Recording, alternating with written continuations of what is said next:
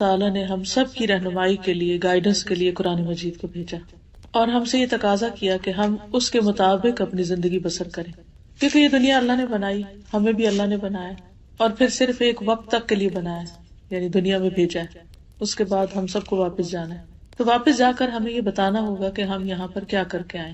ایک طریقہ یہ ہے کہ ہم اپنی مرضی کے مطابق جو ہمارا دل چاہے ہم وہ کریں، ایک یہ ہے کہ ہم لوگوں کی مرضی کے مطابق زندگی بسر کریں، اور ایک یہ ہے کہ ہم اللہ کی مرضی کے مطابق زندگی بسر کریں۔ اگر ہم یہ چاہتے ہیں کہ اللہ کی مرضی کے مطابق زندگی بسر کریں تو پھر اس کے لیے ضروری ہے کہ ہم اللہ تعالیٰ ہی کی کتاب کے مطابق زندگی بسر کریں، اور اللہ تعالیٰ کی کتاب کے مطابق زندگی بسر کرنے کے لیے ضروری ہے کہ ہم اس کی کتاب کو پڑھیں۔ اسی لیے اکثر لوگ ایک دوسرے کو دعوت دیتے رہتے ہیں کہ آئیے قرآن پڑھیں، لیکن عموماً لوگ یہ سمجھتے ہیں کہ شاید یہ کوئی ایکسٹرا کام ہے، وقت ملے گا تو کر لیں گے، یا ابھی تو اور بہت سی مصروفیات ہیں، جب بوڑھے ہوں گے تو پھر اس کام کو ریٹائر ہو کے شروع کریں گے۔ لیکن ہمیں نہیں پتا کہ ہم ریٹائرمنٹ کی ایج کو پہنچتے بھی ہیں یا نہیں، تو اس لیے ہمیں اللہ کی کتاب کے ساتھ ایک مضبوط تعلق قائم کرنے کی ضرورت ہے، اور اس کے ساتھ جو کمٹمنٹ ہم کریں اس میں کسی قیمت پر کوئی کمی نہ آئے۔ آج کی اس مجلس میں انشاءاللہ العزیز میں آپ کو احادیث کی روشنی میں قرآن مجید کے پڑھنے کی اہمیت کے بارے میں بتاؤں گی۔ رسول اللہ صلی اللہ علیہ وسلم نے فرمایا، مثل المؤمن الذي يقرأ القرآن كالأترجة ريحها طيب وطعمها طيب۔ اس مومن کی مثال جو قرآن پڑھتا ہے ترنجبین نارنگی جیسی ہے، ٹینجرین کی طرح ہے، کہ اس کی خوشبو بھی اچھی ہے اور اس کا ذائقہ بھی اچھا ہے، یعنی کھانے کے بعد انسان خوش ہو جاتا ہے، ہاتھوں سے بھی خوشبو آتی ہے، اس کے منہ سے بھی خوشبو آتی ہے، اور کھانے کے بعد انسان کے اندر ایک اچھی فریش فیلنگ آتی۔ آپ کتنے بھی ٹائرڈ ہوں، اگر 2-3 ٹینجرین کھا لیں تو اس کے بعد آپ کی ٹائرڈنس ختم ہو جاتی۔ والذی لا یقرأ القرآن کالتمرۃ لا ریح لها وطعمها حلو۔ اس مومن کی مثال جو قرآن نہیں پڑھتا کھجور جیسی، اس کی خوشبو نہیں لیکن اس کا ذائقہ میٹھا ہے، یعنی کھجور بھی انرجی دیتی ہے، اگر ہم اس کو کھا لیں تو ہمارے اندر ایک یعنی قوت پیدا ہو جاتی ہے، ایک انرجی پیدا ہو جاتی ہے، جس کی وجہ سے ہمارے لیے کام کرنا آسان ہو جاتا ہے۔ اس کے بھی کئی ایک فائدے ہیں۔ پھر فرمایا وَمَثَلُ الْمُنَافِقِ الَّذِي يَقْرَأُ الْقُرْآنَ كَمَثَلِ الرَّيْحَانَةِ رِيحُهَا طَيِّبٌ وَطَعْمُهَا مُرٌّ۔ اس منافق کی مثال جو قرآن پڑھتا ہے خوشبودار پودے جیسے گلاب وغیرہ کی طرح، جس کی خوشبو اچھی اور ذائقہ تلخ ہے، یعنی وہ دوسروں کو تو خوشبو دے رہا ہے لیکن اپنے اندر اس کے کڑواہٹ سی ہے۔ اگر آپ اس پھول کو کھانا شروع کر دیں یا اس کے پودے کو کھائیں تو اس کا کوئی ذائقہ نہیں، اس میں کوئی لطف نہیں۔ اور پھر فرمایا وَمَثَلُ الْمُنَافِقِ الَّذِي لَا يَقْرَأُ الْقُرْآنَ كَمَثَلِ الْحَنْظَلَةِ لَيْسَ لَهَا رِيحٌ وَطَعْمُهَا مُرٌّ۔ اس منافق کی مثال جو قرآن نہیں پڑھتا اندرائن تمہ جیسی کڑوی چیز کی طرح ہے، جس میں خوشبو نہیں اور اس کا ذائقہ بھی کڑوا ہے۔ تو یہاں اب لوگوں کو 4 کیٹیگریز میں تقسیم کر دیا گیا۔ پہلی کیٹیگری کے لوگ جو مومن ہیں، ایمان بھی رکھتے ہیں اور اس کے ساتھ قرآن بھی پڑھتے ہیں، ایسے لوگوں کے ساتھ آپ ملاقات کریں تو ان سے مل کر بھی آپ کو خوشی ہوگی اور ان سے آپ کو اچھی بات لے کے نکلیں گے، کیونکہ ان کے پاس قرآن کی وزڈم ہے۔ ایسے لوگ اپنے ماحول کے لیے خوشی کا باعث ہوتے ہیں، اپنے لیے بھی اور دوسروں کے لیے بھی۔ جیسے پہلے میں نے عرض کیا کہ اگر آپ بہت بھی تھکے ہوئے ہوں تو 2-3 ٹینجرین کھانے سے آپ کی ساری تھکاوٹ دور ہو جاتی، آپ کی آنکھیں کھلنے لگتی ہیں، آپ کے اندر لگتا ہے کسی نے ایک روح ڈال دی۔ اسی طرح آپ روحانی طور پر، ذہنی طور پر کتنے بھی تھکے ہوئے ہوں، لیکن اگر آپ قرآن مجید کے کچھ حصے کی تلاوت کر لیں یا اس کو سن لیں یا اس کو پڑھ لیں، اس کو سمجھ لیں، تو آپ کی روحانی تھکاوٹ دور ہونے لگتی۔ اور جب آپ کی اپنی تھکاوٹ دور ہوتی ہے تو آپ کام ڈاؤن ہوتے ہیں، جب آپ کام ڈاؤن ہوتے ہیں تو پھر آپ کا معاملہ دوسروں سے بھی اچھا ہونے لگتا ہے۔ جب دوسروں کے ساتھ آپ اچھے ہوتے ہیں تو ان کو آپ سے خوشی ملتی، جب آپ انہیں خوش کرتے ہیں تو جواب میں وہ بھی آپ کو خوش کرتے ہیں۔ لیکن اگر ہم قرآن مجید سے تعلق نہیں رکھتے تو اس کی بھی آگے مثال بتائی گئی کہ جس دل میں قرآن نہیں وہ ویران گھر کی طرح ہے جو بے آباد ہو۔ دوسری بات یہاں یہ بتائی گئی کہ جو قرآن نہیں پڑھتا لیکن ہے ایمان والا تو وہ ہے تو میٹھا لیکن اس کی کوئی خوشبو نہیں، یعنی وہ اپنی ذات میں اچھا بھی ہو سکتا ہے لیکن اس سے دوسروں کو کوئی زیادہ فائدہ نہیں پہنچتا۔ اپنی ذات میں کس طرح اچھا ہے کہ وہ نماز پڑھ لیتا ہے، روزہ رکھ لیتا ہے، اپنے آپ کو فائدہ پہنچا رہا ہے لیکن دوسروں کو فائدہ نہیں پہنچا رہا، کیونکہ قرآن مجید ایک دعوت کی کتاب ہے کہ جس میں جو کچھ ہم سیکھتے ہیں ہم پر ایک لازم ہو جاتا ہے کہ اس کو ہم دوسروں سے بھی شیئر کریں۔ تو خوشبو جو ہوتی ہے وہ پھیل جاتی ہے. اسی طرح قرآن پڑھنے کے بعد انسان آرام سے نہیں بیٹھ سکتا، وہ لازماً دوسروں کی خیر اور بھلائی سوچنے لگتا ہے کہ ان کو میں کیسے فائدہ پہنچاؤں.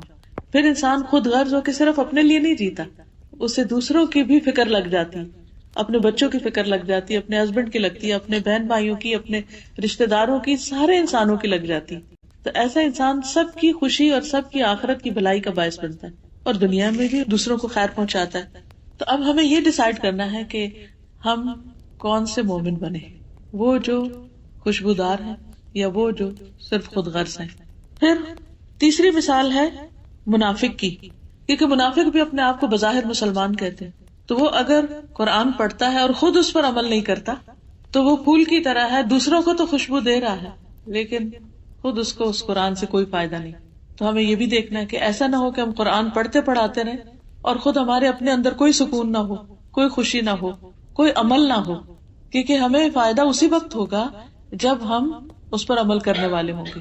قرآن مجید میں بے شمار دفعہ آتا ہے یا ایھا الذین آمنو، اے لوگو جو ایمان لا چکے. تو وہ ہمیں پکارا جا رہا ہوتا ہے کہ ہاں میں ایمان لا چکی ہوں، تو مجھے کیا کہا جا رہا ہے، میرے رب نے پکارا مجھے اے ایمان والی. کہتے ہاں میں ایمان تو لائی ہوں، اب مجھے واٹ نیکسٹ، کرنا کیا ہے اس کے بعد. تو پھر حکم ملتا ہے، پھر اس پر عمل کرنا ہوتا ہے. لیکن اگر ہم صرف اس کو پڑھنے پڑھانے کی کتاب بنا لیتے ہیں کہ تلاوت کر رہے ہیں، یا اس سے کوئی دنیا کی مصیبت آ گئی تو دور کر رہے ہیں، یا کوئی فوت ہو گیا تو بس اس وقت پڑھ رہے ہیں، لیکن وہ کیا کہہ رہے ہیں، خود اس کے ٹوٹل اپوزٹ جا رہے ہیں. مثلاً اس میں لکھا ہے کہ اقیم الصلاۃ، نماز قائم کرو، اور ہم نماز کو قائم نہیں کر رہے، ویسے ہی بس دو چار ٹکرے مار لیتے ہیں. تو پھر وہ طریقہ زندگی درست نہیں. چوتھا، ایسا منافق یا ایسا انسان جو کہتا ہے میں مسلمان ہوں لیکن نہ قرآن پڑھتا ہے اور نہ خود عمل کرتا ہے. تو پہلا وہ جو پڑھتا بھی ہے اور عمل بھی کرتا ہے. دوسرا وہ جو عمل تو کسی درجے میں کرتا ہے لیکن پڑھتا نہیں. تیسرا وہ جو پڑھتا ہے لیکن خود کوئی عمل نہیں کرتا. اور چوتھا نہ پڑھتا ہے نہ عمل کرتا ہے. اب یہ کیٹیگریز میری نہیں بنائی، یہ اللہ کے رسول صلی اللہ علیہ وسلم نے ہمیں بتائی اور بنائی. ہمیں یہ دیکھنا چاہیے کہ ہم اس میں سے کس کیٹیگری کے اندر فال کرتے ہیں، ہم کہاں پر آتے ہیں اور ہمیں کیا بننا چاہیے. کیونکہ زندگی تو چند دن کی ہے، بہت جلد واپس چلے جانا ہے. جو کچھ اس وقت ہمارے پاس ہے سب یہی کا یہی رہ جائے گا، ساتھ کچھ بھی نہیں جائے گا. اس لیے آج یہاں بیٹھ کر ہم تہیہ کر لیں کہ ہم پہلی کیٹیگری میں آئیں گے انشاءاللہ تعالی، کہ جو پڑھیں گے بھی اور عمل بھی کریں گے، اور ساری زندگی کے لیے، موت تک کے لیے. پڑھنے کے پھر لیول ہوتے ہیں. ایک یہ ہے کہ آپ اس کا تلفظ ٹھیک کریں، تجوید ٹھیک کریں. ایک یہ کہ اس کا ترجمہ جانیں، پھر یہ کہ اس کے معنی اور تفسیر جانیں، پھر یہ کہ اس میں غور و فکر کریں، پھر یہ کہ اس پر عمل کریں، پھر یہ کہ آپ اس کو دوسروں کو بتانے والے ہوں، پھر یہ ہے کہ جو وہ کہتا ہے اس کے مطابق پوری زندگی کا نقشہ بدلے. تو یہ سارے قرآن مجید کے حقوق ہیں جو ہم پر لازم آتے ہیں اور ہمیں اس کے مطابق زندگی بسر کرنی ہے. ورنہ قیامت کے دن اگر ہم اللہ تعالیٰ کو یہ بتائیں کہ ہم 1000 کتابیں 1000 بکس پڑھ کر آئے اور ہمارے گھر میں بہت بڑی لائبریری تھی لیکن قرآن پڑھنے کا ٹائم نہیں ملا، تو کیا یہ ہمارا بہانہ قابل قبول ہوگا؟ اس لیے جو مرضی پڑھیں مگر ساتھ اللہ کی کتاب ضرور پڑھیں. دوسری حدیث ہے، حضرت ابو ہریرہ سے مروی ہے کہ رسول اللہ صلی اللہ علیہ وسلم نے فرمایا، قرآن پاک کی تعلیم حاصل کرو، اس کے بعد اس کی تلاوت کرتے رہو. یاد رکھو قرآن پاک کی مثال جب کوئی اس کی تعلیم حاصل کرتا ہے پھر تلاوت کرتا ہے اور اس کے ساتھ قیام کرتا ہے، اس تھیلی کی مانند ہے جو کستوری سے بھرا ہوا ہے اور اس کی خوشبو ہر جگہ مہک رہی. اور اس شخص کی مثال جس نے قرآن مجید کی تعلیم حاصل کی پھر وہ غافل ہو کر سویا رہا، حالانکہ قرآن مجید اس کے دل میں اس تھیلے کی مانند ہے جو کستوری سے بھرا ہوا ہے لیکن اس کا منہ اسی سے باندھ دیا گیا. تو اس میں ایک اور مثال سے وہی بات سمجھائے گی. پہلے خوشبودار ٹینجرین کی مثال دی گئی اور اب یہاں کستوری سے بھرے ہوئے تھیلے کی. کستوری آپ کو معلوم ہے نا کہ جو ہرن ہوتا ہے اس کی ناف میں بنتی ہے اور بہت ہی قیمتی خوشبو ہوتی ہے، بہت ہی زبردست قسم کی خوشبو ہوتی ہے. تو عام طور پر جو خوشبو ہوتی ہے اگر لیکوڈ فارم میں ہو تو بوٹل وغیرہ میں ہوتی ہے اور اس کا ڈھکن وغیرہ بند ہوتا ہے، لیکن اگر اب وہ سالڈ فارم میں ہو تو عموماً لوگ اس کو تھیلیوں میں رکھتے ہیں. اور جب خوشبو تھیلی میں رکھی جاتی ہے تو وہ ضرور اس میں سے نکلتی رہتی ہے. تو جو مومن قرآن پڑھتا ہے اور پھر اس کو پڑھتا بھی ہے اور اس پر عمل کرتا ہے تو گویا اس کے پاس ہر وقت ایک خوشبودار تھیلی ہے جس کی خوشبو پھیل رہی ہے. اور جب خوشبو آپ کے پاس ہو تو وہ آپ کو بھی فائدہ دیتی اور پھر یہ ہے کہ آپ کے عمل میں جھلک رہی ہو. ضروری نہیں ہوتا کہ قرآن پر بڑے بڑے لیکچر دیے جائیں تو تبھی خوشبو پھیلتی ہے. جب آپ تھوڑا بھی پڑھیں لیکن ساتھ ساتھ اس پر عمل کرنے والے ہوں تو اس کی خوشبو سے دوسرے خود بخود فائدہ اٹھاتے ہیں. اب آپ دیکھیے کہ ہم اکیلے تو کہیں رہ نہیں سکتے، ہمیں اپنے گھر والوں کے ساتھ، بچے، شوہر، بہن بھائی، رشتے دار، سوشلائزنگ ہماری ایک ضرورت ہوتی ہے، لوگوں سے ملنا جلنا. تو مختلف طرح کے لوگ ہوتے ہیں. کچھ لوگوں سے آپ ملتے ہیں تو آپ کا دل خوش ہو جاتا ہے، کچھ لوگوں سے آپ ملتے ہیں تو آپ الٹے بیزار ہوتے ہیں. کچھ لوگ ملتے ہیں تو وہ آپ کو اچھی کوئی بات کریں گے، آپ کا دل خوش ہو جائے. کچھ لوگوں سے آپ ملتے ہیں تو ضرور کسی کی غیبت کریں گے یا ضرور کوئی بری بات کریں گے جس سے آپ کا دل بیزار ہوتا ہے. تو جو سچا مومن ہوتا ہے اس کا ذائقہ بھی میٹھا اور اس کی خوشبو بھی اچھی، اور وہ ایسے ہے جیسے ہر وقت خوشبو کا تھیلا لے کے پھر رہا. ویسے بائی دی وے یہاں یو کے میں تو کوئی بھی پرفیوم آپ لگا رہے ہیں اس کی خوشبو کوئی نہیں آتی. میرا تو ایکسپیرینس یہی، وہی خوشبو جو میں پاکستان میں لگاتی ہوں سارا دن وہ مہک آتی ہے اپنے پاس سے. معلوم نہیں یہاں کی ہوا میں کوئی ایسی چیز ہے، یہ کیا ہے. اینی وے تو اب یہ ہے کہ جب آپ نے کوئی اچھی خوشبو لگائی ہوئی ہو تو سارا دن آپ اپنے آپ سے بھی خوش ہوتے رہتے ہیں. You feel fresh, you feel good, اور جو آپ کے پاس آتا ہے اس کو بھی مزہ آتا ہے. لیکن اگر آپ کے پاس خوشبو تو ہے اور ہر قسم کی خوشبو ہے لیکن آپ نے ساری بوٹل بند کر کے صرف سجائی ہوئی ہیں اور کبھی اس میں سے کچھ لگایا نہیں کہ ختم ہو جائیں گے، تو پھر اس کی مثال ایسی ہے کہ جیسے کسی نے قرآن سیکھا، مثلا پورا ترجمہ تفسیر پڑھ لیا یا پھر اس نے حفظ کر لیا اور پھر اس کے بعد اس نے اس کو پڑھنا چھوڑ دیا کہ بس ایک کورس کر لیا اور بات ختم، اور اب وہ پڑھتا نہیں. جیسے بعض دفعہ ہوتا ہے نا، کسی آپ بیٹھ جا کے بس میں یا ٹیکسی میں سگریٹ کی اسمیل ہو تو وہ آپ کے بھی چلی جاتی ہے کپڑوں میں. اتنی طبیعت بے چین ہوتی، اسی سے ریلیٹ کر رہی تھی کہ اگر کسی ایسے انسان کے جس کا اچھا نہیں، خواہ اس نے قرآن پڑھا ہوا، یا آپ دیکھیں نا کہ خواہ اس نے قرآن پڑھا ہوا لیکن اگر وہ اس کو پڑھتا نہیں اور اس پر عمل نہیں کرتا تو اس نے گویا وہ تھیلا بند کر کے رکھا ہوا. یعنی قرآن مجید صرف پڑھنے کی کتاب نہیں بلکہ عمل کی کتاب ہے. عمل کریں گے تو خوشبو پھیلے گی. خود بخود انسان جج کر لیتا ہے کہ یہ شخص دوسروں سے مختلف ہے. دیر از سم تھنگ اسپیشل، چاہے کوئی نہ بھی بتائے، کیونکہ اس کا رویہ، اس کا میل ملاپ، اس کی مسکراہٹ، اس کے چہرے کے تاثرات، وہ ساری چیزیں فرق ہو جاتی ہیں. ہو سکتا ہی نہیں کہ قرآن پڑھنے والا اور نہ پڑھنے والا برابر ہو، کیونکہ اللہ تعالیٰ نے بھی قرآن مجید میں فرمایا کہ قل هل يستوي الذين يعلمون والذين لا يعلمون، کہہ دیجئے کہ کیا وہ جو علم رکھتے ہیں اور وہ جو نہیں رکھتے برابر ہو سکتے ہیں؟ قطعاً برابر نہیں ہو سکتے. وہ کہتے ہیں کہ اسلام قبول نہیں کیا تھا، سب لوگ نا مجھے غلام کی طرح دھتکارتے تھے، لیکن ایک شخص ایسے تھے وہ جب بھی مجھے دیکھتے تو مسکراتے تھے. اور جب انہوں نے اسلام کی دعوت دی تو مجھے پتا تھا کہ یہ وہ شخص ہے جس نے کبھی بھی مجھے حقیر نہیں سمجھا یا غلام نہیں سمجھا. تو ایک مسکراہٹ جو تھی وہ پھر آپ دیکھیں کتنی بڑی خیر کا سبب بنا. یعنی صرف اتنی سی بات کہ کسی کو حقیر نہ سمجھے انسان، کسی کو بھی دیکھے، کسی کو بھی ملے، اس کو رسپیکٹ دے، اس کو عزت دے، اس سے آگے بڑھ کر ملے. یعنی ایسے بھی نہیں کہ لیے دیے رہے، ٹھیک ہے جو کوئی ملے گا ہم مل لیں گے، جو نہیں ملتا نہ ملے، یہ بھی نہیں ہونا چاہیے. اس مومن کے دل میں تکبر نہیں ہوتا جو خود آگے بڑھ کے سلام کرے. تو اس شخص کی مثال جس نے قرآن کی تعلیم حاصل کی پھر غافل ہو کر سویا رہا. یعنی خود اس نے پڑھا ہی نہیں، نہ نمازوں میں نہ تلاوت میں.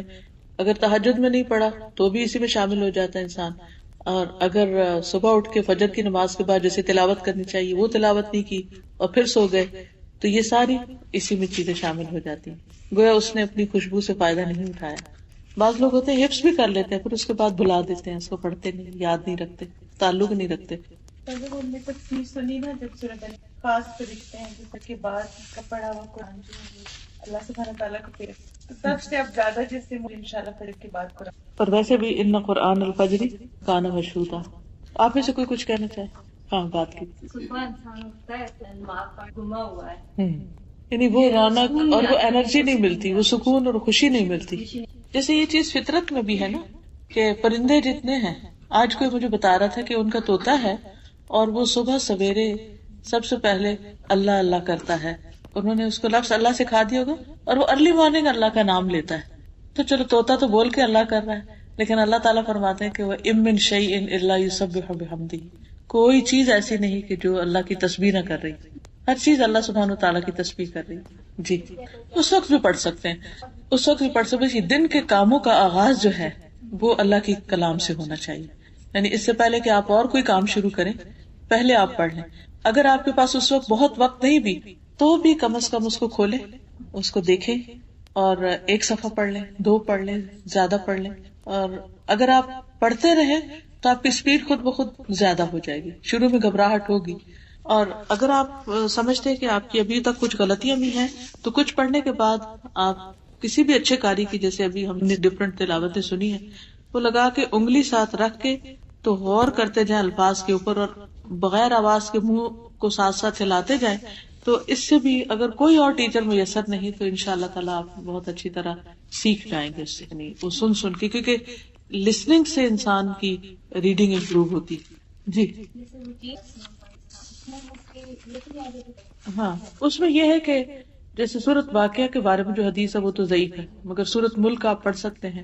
اسی طرح جمعے کے دن سورت الکہف ہے. لیکن صبح کے وقت یہ جو ہمارے کلچر میں عام ہے سورت یاسین اور سورت رحمان وغیرہ ریگولرلی پڑھنے کی، اس کی کوئی دلیل نہیں. صبح کے وقت شروع سے لے کے قرآن مجید آخر تک سال میں کم از کم ایک دفعہ ضرور ختم ہو جانا چاہیے.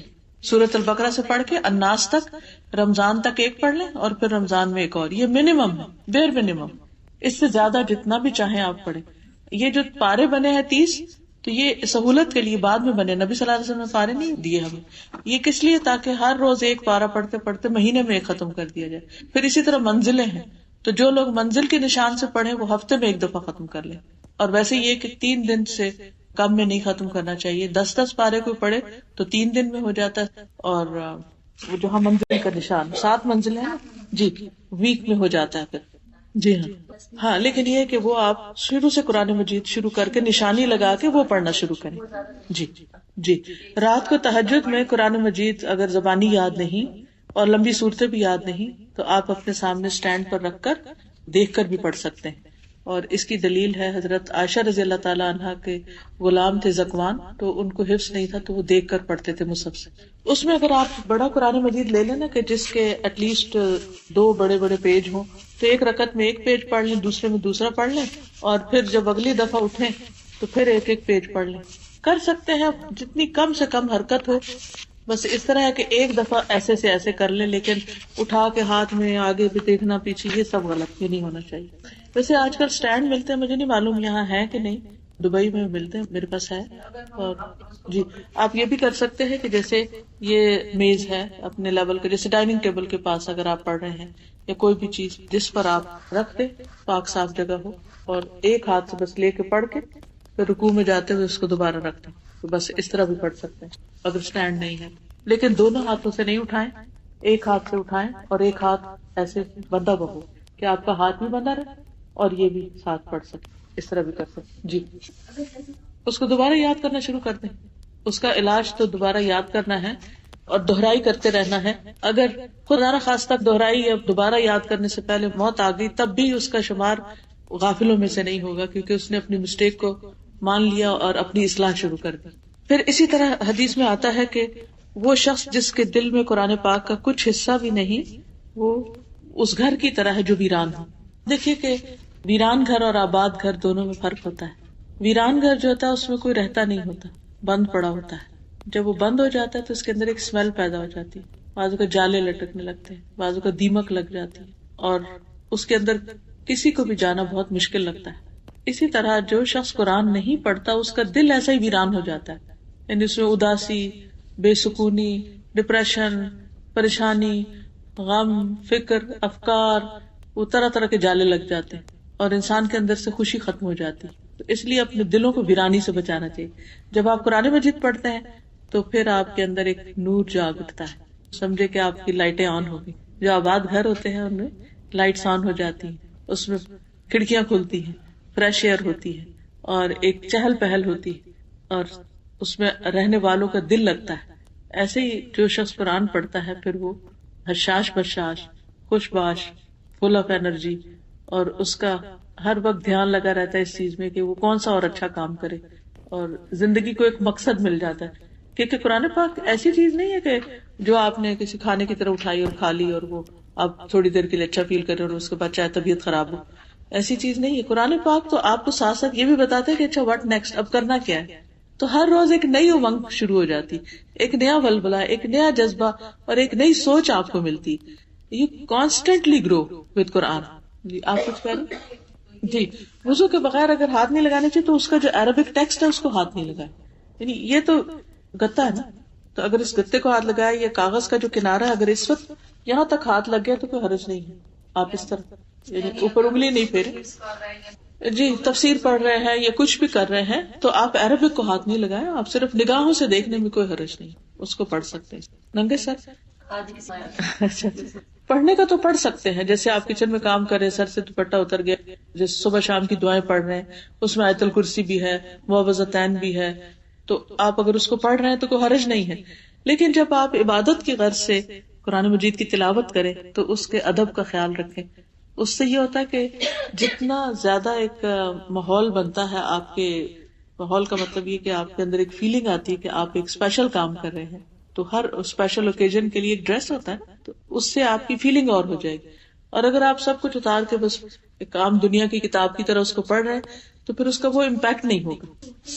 ضرورتاً آگے پیچھے پڑھ سکتے ہیں, جیسے آپ نے ایک سورت حفظ کی ہوئی ہے, آپ کو بھول رہی ہے, آپ اس کو ریوائز کر رہے ہیں, پھر اس کے بعد دوسری کرنے لگتے ہیں, پھر آپ کو خیال آتا ہے اچھا میں وہ فلاں بھی کر لوں, تو آگے پیچھے ہو سکتی. یا جیسے نماز پڑھ رہے ہوتے ہیں ہم, تو اس میں ہم نے ایک سورت پڑھی, پھر ہم نے دوسری سورت پڑھنی ہے, تو بعض اوقات ہم آگے والی پڑھنے کی بجائے پیچھے والی پڑھ لیتے, اس کو کوئی حرج نہیں, پڑھ سکتے ہیں. جی تراویح میں پڑھ سکتے, لیکن اگر امام پڑھ رہا ہے تو پھر پیچھے نہ کھولے, ان کا سنیے, پھر صرف توجہ رکھیے سننے پر, پھر دیکھیے نا, کیونکہ اس کا نقصان یہ ہوتا ہے کہ وہ امام کہیں آگے پہنچا ہوا ہوتا ہے اور ہم پیچھے سے انگلیاں پھیر رہے ہوتے ہیں. یا اور دوسرا یہ کہ ہم تو بعض اوقات اس میں کانسنٹریٹ کر رہے ہیں اور جو ہمارے ساتھ کھڑا ہے وہ ڈسٹرب ہو رہا ہے, تو اس لیے میں اس کو ریکمینڈ نہیں کرتی ہوتی کہ تراویح میں پیچھے کھولا جائے. بعض اوقات امام انسان ہے, غلطی ہو جاتی ہے, وہ اگر بھولے تو آپ کہہ لو یہ تو کیا امام نے پڑھ دیا, یہاں سے تو وہ بھول ہی گیا, اور ایک اور فتنہ کھڑا ہو جاتا ہے. سجدے میں جاتے ہیں جی بعض اوقات لوگ پھر سجدے میں جاتے ہیں وہ اسے سجدے کی جگہ پہ رکھ دیتے ہیں, یا وہ آگے پیچھے ہو جاتا ہے تو وہ بے حرمتی پھر ہونے لگتی, تو اس سے بچنا چاہیے. جی اگر ہم مسجد نہیں جا سکتے اور خود پڑھنا چاہتے ہیں تو خود ہم تراویح میں قرآن مجید سارا مکمل کر سکتے ہیں, اپنے طور پر خود ہی پڑھ کے کر سکتے ہیں. پھر اسی طرح یہ ہے کہ سورۃ البقرہ اور سورۃ آل عمران کا پڑھنے والا جو ہے اس کے لیے یہ صورتیں قیامت کے دن ایک صاحبان یا امبریلا کی طرح ہوں گی, یا ایک بادل کی طرح ہوں گی, یا پرندوں کے جھنڈ کی طرح ہوں گی. یہ ہم سب جانتے ہیں کہ قیامت کے دن سورج 1 میل کے قریب آ جائے گا, سخت گرمی ہوگی اور دھوپ ہوگی, اور ہر ایک پسینے میں ڈوبا ہوا ہوگا اپنے اپنے گناہوں کے مطابق. تو ایسے میں اس کو ایک سایہ چاہیے ہوگا. ایک تو اللہ سبحانہ تعالیٰ کے عرش کا سایہ ہوگا, اور وہ خوش قسمت وہ لوگ ہوں گے کہ جن کی کچھ خاص دنیا میں خوبیاں ہیں. مسئلہ یہ ہے کہ عادل حکمران, کہ جو لوگوں کے درمیان جب فیصلہ کرتا ہے تو انصاف کے ساتھ کرتا ہے.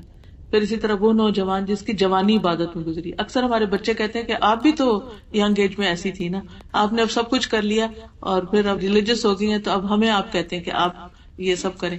تو آپ ان کو یہ حدیث سنایا کریں کہ اگر تم یوتھ میں اپنی یہ سب کچھ شروع کرو گے تو قیامت کے دن اللہ سبحانہ تعالیٰ کے عرش کے نیچے سائے میں جگہ ملے گی.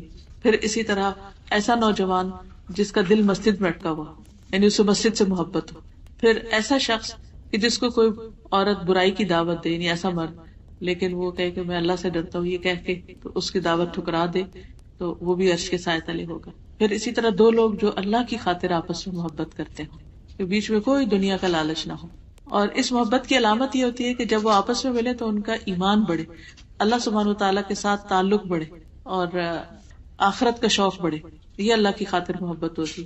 اور پھر ایسا شخص جس کا دائیں ہاتھ صدقہ کرے تو بائیں کو بھی نہ پتا ہو کہ کیا دیا دائیں ہاتھ نے, یعنی انسان نکالے اپنی جیب سے, بے حساب دے, خاموشی کے ساتھ دے, حتیٰ کہ جس کو دے رہا ہے اس کے ساتھ نظریں بھی نہ ملائے اور اس سے شکریہ بھی نہ چاہے, اور بھاگنے کی کرے وہاں سے. یا جیسے مسجد وغیرہ آپ جاتے ہیں, ڈونیشن باکسز ہوتے ہیں, تو اس میں بغیر گنے ڈال دیا کرے کہ اے میرے رب بس یہ میں نے تیرے ہاتھ پہ رکھے, مجھے نہیں پتا یہ کیا ہے, تو اسے قبول کر لے. تو ایسے لوگ بھی عرش کے سائے تلے ہوں گے جو اتنا خفیہ صدقہ کرے, کسی کو بھی نہ پتا ہو, ان کے ماں باپ کو بھی نہ پتا ہو, اور بچوں کو بھی نہیں, دوستوں کو بھی نہ پتا ہو, اور اس کو کہیں مینشن بھی نہ کرے. کیونکہ ورنہ کیا ہوتا ہے کہ ہم کچھ کر لیتے ہیں, پھر دوسروں کو بتانے لگتے ہیں کہ ہم نے یہ کیا وہ کیا, کرا کے ضائع. تو کسی کو بھی نہ پتا, یہ اس کا سیکرٹ اللہ کے ساتھ رہے, کہ صرف اللہ تعالیٰ کو پتا. تو ایسے لوگ قیامت کے دن عرش کے سائے تلے ہوں گے. پھر یہ کہ عرش کے سائے کے علاوہ قرآن مجید کا سایہ ہوگا, اور جس میں خاص طور پر سورۃ البقرہ اور آل عمران کا سایہ. پھر اسی طرح مومن اپنے صدقے کے سائے میں ہوگا قیامت کے. ایک شخص تھے, وہ جب بھی گھر سے نکلتے تھے کچھ نہ کچھ ضرور ساتھ لے جاتے تھے صدقہ کرنے کے. تو ایک دن جب انہیں کچھ بھی نہ ملا تو انہوں نے گھر سے پیاز دیکھا کہ گھر میں پیاز رکھا ہوا, وہی اٹھا کے جیب میں ڈال لیا کہ کسی کو پیاز ہی دے دوں گا, لیکن دینا ضرور ہے. تو یہ ایک شوق ہے نا جو انسان کو لگ جاتا ہے. اور ویسے بھی صدقہ جو ہے وہ بلاؤں سے بچاتا ہے انسان کو. تو ہر روز ہمیں عادت ڈال لینی چاہیے کہ کچھ نہ کچھ ضرور صدقہ کرنا ہے. اگر فوری طور پر انسٹنٹلی کوئی لینے والا نہ ملے تو پھر انسان کیا کر سکتا ہے کہ اپنے گھر میں کوئی باکس بنا لے, کوئی جگہ بنا لے, وہاں ڈالتا جائے, اور جس دن مسجد جائے یا کہیں بھی چیریٹی کا موقع ہو تو وہاں نکال کے ساتھ لے جائے اور دے دے. لیکن ایوری ڈے صدقہ دینا چاہیے, کیونکہ انسان کی ایک تقدیر وہ ہے جو اللہ سبحانہ تعالیٰ نے اس کی پیدائش سے پہلے لکھی, پھر فرشتہ آتا ہے لکھنے, پھر اسی طرح لیلۃ القدر میں انسان کے اس سال کے فیصلے اس کے بارے میں ہوتے ہیں, اور پھر ہر روز بھی انسان کے لیے ایک نیا دن ہوتا ہے. کل یوم ہوا فی شأن. تو ہر دن کا جو آغاز ہوتا ہے وہ اللہ کے نام سے ہونا چاہیے, اور نیکی کے کچھ کام ضرور زندگی میں شامل کر لینے چاہیے, جیسے نماز تو فرض ہے ہی, پھر اسی طرح صدقہ خیرات, پھر ذکر, پھر قرآن کی تلاوت, پھر دوسروں کے کام آنا. تو یہ تمام چیزیں انسان کی آخرت کے لیے فائدہ مند ہیں. وہ لوگ بھی تنہائی میں ڈر سے روئے, جی, کہ ایک وہ شخص بھی جو تنہائی میں اللہ کو یاد کرے اور اس کی آنکھوں سے آنسو بہ پڑے, یعنی جیسے اللہ تعالیٰ سے اداس ہو گئے, جیسے یا اللہ تعالیٰ کا ڈر لگ گیا, یا اللہ تعالیٰ کی محبت دل میں ایسی آئی کہ اس کی وجہ سے اللہ تعالیٰ کی نعمتیں اور اللہ تعالیٰ کی جو قدرت کی نشانیاں ہیں ان کو یاد کر کے انسان رو پڑے. کہ ہر روز 2 فرشتے, ایک فرشتہ دعا کرتا ہے کہ یا اللہ والے کو اور دے اور روک لے. تو آپ نے کہا تھا ہر روز آپ لوگ صبح اٹھ تو کچھ نہ کچھ نیت ضرور کریں, چاہے کوئی اچھی بات سے ہو یا صدقہ کرنا, تاکہ اس فرشتے کی دعا ہمیں. بالکل. پھر اسی طرح ایمان اور نفاق کی مثال ایک حدیث میں آپ صلی اللہ علیہ وسلم نے اس طرح بتائی کہ دل 4 قسم کے ہیں, یعنی ہمارے دل جو ہے انسانوں کے 4 قسم کے ہیں. ایک تو صاف دل جو روشن چراغ کی طرح چمک رہا ہو, جیسے سورۃ نور میں بھی آتا ہے کہ مثل نورہ کمشکات فیہا مصباح, کہ مومن کے نور کی مثال ایسے ہے جیسے ایک نیش ہو, ایک تاک ہو جس میں ایک چراغ رکھا ہو, اور پھر وہ چراغ جو ہے وہ چمک رہا ہو جیسے کچھ چمکتا ستارہ ہو. تو اسی طرح وہ مومن کا دل جو ہوتا ہے وہ چمکتے ستارے کی طرح ہے, ایک روشن چراغ کی طرح ہے کہ جس سے روشنی پھوٹتی ہے. دوسرا دل وہ ہوتا ہے جو ڈھکا ہوا ہوتا ہے, غلاف آلود ہے, یعنی کورڈ ہے.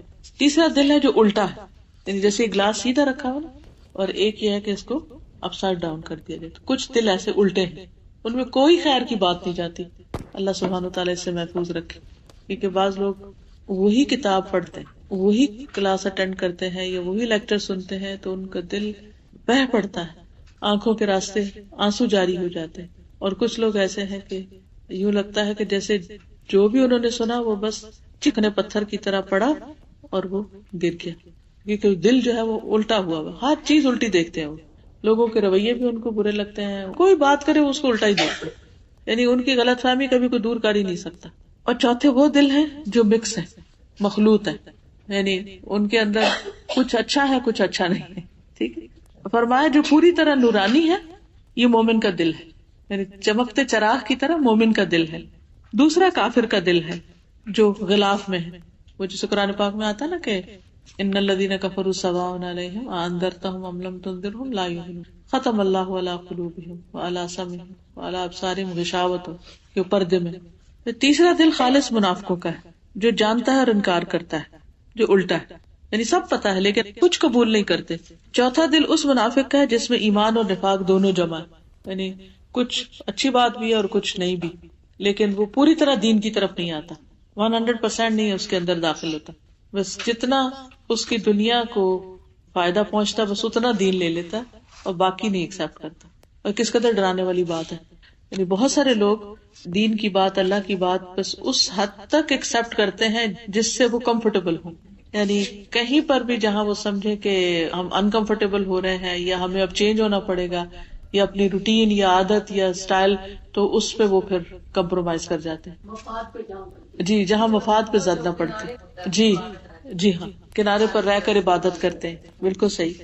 ایک اور مثال ہے ایمان کی اور منافقت کی, کہ ایمان کی مثال اس سبزے کی طرح ہے جو پاکیزہ پانی سے بڑھ رہا ہو, یعنی بارش پڑتی ہے اور وہ اور بڑھتا ہے اور بڑھتا ہے. اور منافقت کی مثال اس پھوڑے کی طرح ہے جس کی پیپ اور خون بڑھتا ہی جاتا ہے, یعنی اس کا روگ بڑھتا چلا جاتا ہے. اب جو مادہ بڑھ جائے دوسرے پہ غالب آ جاتا ہے. بس میرا خیال ہے کہ اتنے ہی کافی ہے. اللہ تعالیٰ ہمیں عمل کی توفیق عطا فرمائے. اگر آپ لوگ کچھ بھی کہنا چاہیں, کچھ پوچھنا چاہیں تو بات چیت کا موقع ہے تھوڑا سا. جی آپ کیجیے.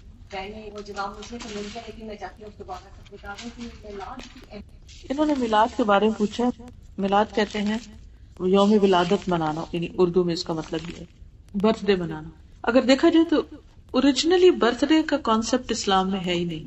اس کی وجہ یہ ہے کہ انسان جب پیدا ہوتا ہے تو اسی دن سے اس کا کاؤنٹ ڈاؤن شروع ہو جاتا ہے. بظاہر ہمیں لگتا ہے کہ ہم نے 1 سال گین کیا ہے, لیکن کم ہو رہا ہوتا ہے. تو خوشی کی بجائے اس پر انسان کو فکر کرنی چاہیے کہ اب پچھلے سال کی نسبت اس سال میری زندگی اور کم ہوگی, اور کم ہوگی, وقت تھوڑا رہ گیا. تو اس پر وہ خوش نہیں ہو سکتا, اور نہ ہی یہ خوشی کا موقع ہے. بیسیکلی یہ تو ہے عام لوگوں کا برتھ ڈے. اور جہاں تک پروفٹ کا برتھ ڈے ہے صلی اللہ علیہ وسلم, تو ہمیں کوئی ایسی تاریخ, دن, وقت, جگہ نہیں ملتی تاریخ میں, سیرت میں, کہ جس میں آپ صلی اللہ علیہ وسلم نے اپنا کو برتھ ڈے منایا. اس کے بعد آپ نے صحابہ کے دور کو بہترین دور کہا, اس میں بھی کوئی ایک واقعہ نہیں. تیسرا دور تابعین کا ہے, کوئی واقعہ نہیں. اس کے بعد تبع تابعین, 3 صدیوں کو نبی صلی اللہ علیہ وسلم نے خیر القرون کہا تھا. ان 3 صدیوں میں ایک سنگل انسیڈنٹ بھی میلاد گاہ میں نہیں ملتا. نہ صرف یہ کہ پروفٹ کا نہیں ملتا, کسی کا بھی نہیں ملتا, ہے ہی نہیں کوئی ایسی چیز. یعنی کہ نبی صلی اللہ علیہ وسلم کی وفات کے کئی سو سال بعد یہ قصہ شروع ہوا, اور لوگوں نے اس کو ثواب سمجھ کر نبی صلی اللہ علیہ وسلم کی محبت کے طور پر یہ کام شروع کر دیا کہ نہیں, ہم اپنے بچوں کی نہیں مناتے, ہم اپنے ملک کا نہیں مناتے, تو ہم کیوں نہ پروفٹ کی بھی منائیں. اب یہ چیز ایسی شروع ہوئی, اور اس کے ساتھ پھر کھانا پینا اور سوشلائزنگ اور کئی چیزیں شروع ہو گئی, جس کی وجہ سے پھر وہ چیز بڑھتی چلی گئی. اور اب اس کو ایک ریچول سمجھ کے کیا جاتا ہے. میں ایک حدیث سنانا چاہ رہی تھی. نبی صلی اللہ علیہ وسلم نے اپنے حوض کے بارے میں فرمایا ہے. آپ نے فرمایا میرا حوض 1 ماہ کی مسافت کے برابر ہے, اور اس کے سارے کونے برابر ہیں, چکور ہے. یعنی قیامت کے دن حشر کے میدان میں جو آپ کا حوض ہوگا, حوض کوثر, اس کا پانی چاندی سے زیادہ سفید, اس کی خوشبو مشک سے زیادہ بہتر, اس کے کوزے یعنی کپس آسمان کے ستاروں کی طرح ہے. جو شخص اس سے پیے گا اسے کبھی پیاس نہیں لگے گی. آپ نے فرمایا میں حوض کوثر پر تمہارا پیش خیمہ ہوگا, یعنی پہلے پہنچوں گا, اور حوض کوثر کی چڑھائی اتنی ہے جتنی کہ ایلا سے جوفا کے مقام تک کا فاصلہ ہے. مجھے تم سے اس بات کا ڈر نہیں کہ تم میرے بعد مشرک بن جاؤ گے. یعنی میں اپنی امت سے یہ نہیں ڈرتا کہ جو ایک دفعہ ایمان لے آئے پھر وہ بتوں کی پوجا نہیں کر سکتا, لیکن مجھے تم سے اس بات کا ڈر ہے کہ تم لوگ دنیا کے لالچ میں آپس میں حسد کرنے لگ جاؤ گے, اور آپس میں خون ریزی کرنے لگ جاؤ گے, جس کے نتیجے میں تم ہلاک ہو جاؤ گے جس طرح تم سے پہلے لوگ ہلاک ہوئے. عقبہ کہتے ہیں میں نے رسول اللہ صلی اللہ علیہ وسلم کو اس بات کے وقت آخری مرتبہ ممبر پہ دیکھا تھا. یہ آپ کی ایک طرح سے آفیشیل آخری نصیحت تھی. پھر آپ نے یہ بھی فرمایا کہ کچھ لوگ میرے پاس حوض پر آئیں گے تو ان کو روک دیا جائے گا. میں کہوں گا یہ میری امت کے لوگ ہیں, کیونکہ امتیوں کی پہچان کیا ہوگی کہ ان کے بازو, ان کے پاؤں, ان کا چہرہ چمک رہا ہوگا نمازوں کی اور وضو کی وجہ سے, تو آپ پہچان جائیں گے کہ یہ تو میری امت کے لوگ ہیں. تو بتایا جائے گا کہ آپ کو نہیں معلوم کہ انہوں نے دین میں کیسی کیسی نئی باتیں نکالی. تو آپ فرمائیں گے سحقن ان کو مجھ سے دور رکھو, دور رکھو. کیا ہمارا دین مکمل ہو چکا ہے؟ کیا نبی صلی اللہ علیہ وسلم نے ہمیں ہر نیکی کی ثواب کی بات بتا دی ہے؟ ہمارے اس پہ یقین ہے. تو آپ سے کچھ بھی چھوٹا نہیں, تو آپ نے ہمیں کوئی میلاد کا نہیں بتایا. تو اس لیے ہمیں ایسی چیزوں سے پرہیز کر کے وہ کام کرنے چاہیے جو ہمیں آپ کی محبت کے اور قریب کرنے والے. اور کوئی چیز مخلوط مذاہب کے ساتھ جب اسلام کا مقابلہ ان مذاہب کے لوگ کرتے ہیں, اکثر اوقات ہمارے بچوں سے یہ سوال کیا جاتا ہے کہ کیا وجہ ہے کہ صرف اسلام میں اس کے پیروکاروں کے لیے بے تحاشا پابندیاں اور سختیاں اور ڈراوے, جبکہ اس کے برعکس دوسرے مذاہب میں شاید عمل نہ کرنے کی صورت میں سزا کا تصور یا تو ہے نہیں یا بہت کم. بات یہ ہے کہ جوڈازم ہو یا کرسچینٹی ہو, یہ سب بیسیکلی اللہ سبحانہ و تعالیٰ کے بھیجے ہوئے دین, لیکن لوگوں نے ان کتابوں کو, اپنے دین کو اپنی دنیا کی خواہشات پوری کرنے کے لیے تبدیل کر لیا, اور اس میں سے ایسی ساری چیزیں نکال دی کہ جو ان کو پسند نہیں تھی. اس کے بعد جب قرآن مجید آیا تو اللہ نے خود ہی حفاظت کا اس کا ذمہ لے لیا کہ کوئی اسے چینج نہیں کر سکتا. تو جو کچھ تھا ایز اٹ از اس میں باقی تھا. یہ سب کچھ پچھلی کتابوں میں بھی تھا لیکن انہوں نے نکال دیا. اب جب ہمارے بچے دیکھتے ہیں تو وہ کہتے ہیں کہ وہاں تو یہ نہیں ہے تو ہمارے دین میں یہ کیوں ہے, تو ان کو یہ بات مشکل لگتی. دوسری بات یہ کہ یہ جتنی بھی پابندیاں ہیں یا جتنی بھی سختیاں یا جو کچھ بھی ہے، یہ دراصل ہمارے فائدے کے لیے، ڈسپلنڈ لائف گزارنے کے لیے. مثلاً شادی کے بغیر ایسے ریلیشن شپ قائم کرنا منع ہے.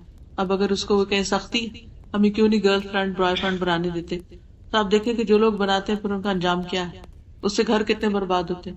پھر اگر کوئی شادی شدہ ہے اور پھر شادی کرنے کے باوجود وہ غلط کام کر رہا ہے، مرد کہے کہ مجھے کسی اور عورت سے دوستی کرنے سے کیوں روکتے، یا عورت کہے کہ مجھے کیوں روکتے ہو، یہ بے جا کی پابندی ہے، سختی ہے. تو آپ خود سوچیں کہ ایسے گھر کا پھر کیا حال ہوگا کہ جس میں ہسبینڈ وائف ایک دوسرے کے لیے لائل نہ ہو، فیتھفل نہ ہو. پھر یہ کہ اگر بچوں کو وقت سے پہلے شادی کے بغیر ہی پڑھائی کے دور میں یہ سب کام کرنے کی اجازت دے دی جائے تو آپ دیکھیں کہ ان کا فیوچر کیا ہوگا. آج بھی جو لوگ دنیا کے لیے بھی کام کرتے ہیں وہ ایسی بہت سی خرافات سے بچتے ہیں. اور دوسرے مذاہب کے وہ لوگ جو واقعی اپنے مذہب کو پکڑے ہوئے ہوتے ہیں ان کے اندر بھی کافی ڈسپلن ہے، وہ ایسے فالتو آوارہ بچوں کو نہیں پڑھنے دیتے. یہ تو صرف ایک چیز ہے. پھر اسی طرح فوڈ ہے، تو آپ دیکھیے کہ بہت سارے لوگ جو دوسرے مذاہب کے وہ فوڈ کے معاملے میں کتنے کانشیس ہیں. وہ ہر وہ چیز نہیں کھاتے، جنک فوڈ نہیں کھاتے. کیوں نہیں کھاتے؟ کیونکہ ان کی صحت پر برا اثر پڑے گا. میرے پاس ایک لڑکی کام کرتی ہے پاکستان میں، تو اس نے اپنے بھائی کے بارے میں بتایا کہ he was extra brilliant, engineering میں پڑھ رہا تھا اور ٹاپ کر رہا تھا. اس نے پڑھتے پڑھتے ایسی چیٹ پر کسی لڑکی کے ساتھ اس کی دوستی ہو، اور جس دن اس کا پیپر تھا، شاید آخری سال کا تھا، ساری رات وہ چیٹ کرتا رہا اور صبح اس کا پیپر خراب ہو گیا تو کالج والوں نے اس کو ایکسپیل کر دیا. اس کے بعد کسی طرح اس کے باپ نے زمین بیچی گاؤں میں اور بیچ کے اس کو یو کے بھیجا. یہاں آیا، یہاں آ کے وہ 3-4 سال پڑھا.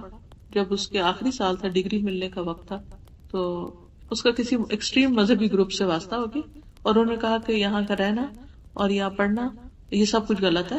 اور اس نے یعنی اتنا بریلینٹ تھا کہ یہاں کی جو یونیورسٹی تھی اس نے اس کو جاب بھی آفر کی اور رہنے کا بھی اور سب کچھ، لیکن وہ یہ سب کچھ چھوڑ کے چلا گیا. اب کیا ہے، وہ گھر میں بیٹھا ہوا، چھوٹا بھائی کام کرتا ہے، باپ ابھی تک اسکول ٹیچر ہے، کام کرتا ہے، لیکن نہ وہ کوئی کام کر رہا ہے اور نہ ہی وہ کوئی ارن کرتا ہے، اور 8 کے 9 بہنیں اور گھر کے حالات اتنے تنگ، لیکن اس ذہنی انتشار کی وجہ سے کہیں کا بھی نہیں، اور ہر ایک کو غلط قرار دیتا ہے. اب ایک وہ ایکسٹریم تھی، ایک یہ ایکسٹریم. ہمارا دین اعتدال میں ہے، دین دنیا دونوں کو ساتھ لے کے چلنے کا کہا گیا. صرف ایسے ہی ہے کہ جیسے آپ ایک سڑک پہ گاڑی لے کے جا رہے ہیں تو کتنی ریڈ لائٹس آتی ہیں، ٹریفک کے کتنے قوانین ہیں، ان کو آپ سختیاں کہیں گے کیا کہیں گے، لیکن یہ آپ کی لائف سیونگ کے لیے ہے نا. اسی طرح بچوں کو آپ ڈفرینٹ ایگزامپلس کے ساتھ سمجھا سکتے ہیں کہ جو بھی ہمارے دین میں ہے یہ اللہ تعالیٰ کا بھیجا ہوا، اگر اس کو اس کے اصل میں سمجھے تو کچھ مشکل نہیں. زکوٰۃ نہ دینے والوں کی مثال بتا دیتی ہوں. ابو ہریرہ رضی اللہ عنہ سے روایت ہے کہ رسول کریم صلی اللہ علیہ وسلم نے فرمایا، جس شخص کو اللہ تعالیٰ نے مال و زر دیا اور اس نے اس کی زکوٰۃ ادا نہیں کی تو قیامت کے دن اس کا مال و زر گنجے سانپ کی شکل میں تبدیل کیا جائے گا، جس کی آنکھوں پر 2 سیاہ نقطے ہوں گے. پھر وہ سانپ اس شخص کے گلے میں بطور توق ڈالا جائے گا، اور وہ سانپ اس شخص کی دونوں باچھیں پکڑے گا اور کہے گا، میں تیرا مال ہوں، میں تیرا مال ہوں، میں تیرا خزانہ ہوں. اس کے بعد آپ نے یہ آیت پڑھی، جو لوگ بخل کرتے ہیں وہ گمان نہ کریں کہ یہ ان کے لیے اچھا ہے، بلکہ وہ ان کے لیے برا ہے. یعنی قیامت کے دن وہی مال ان کے لیے وبال کا ذریعہ بن جائے گا. تو اللہ سبحانہ وتعالی ہمیں اس سے محفوظ رکھے. وآخر دعوانا ان الحمد للہ رب العالمین.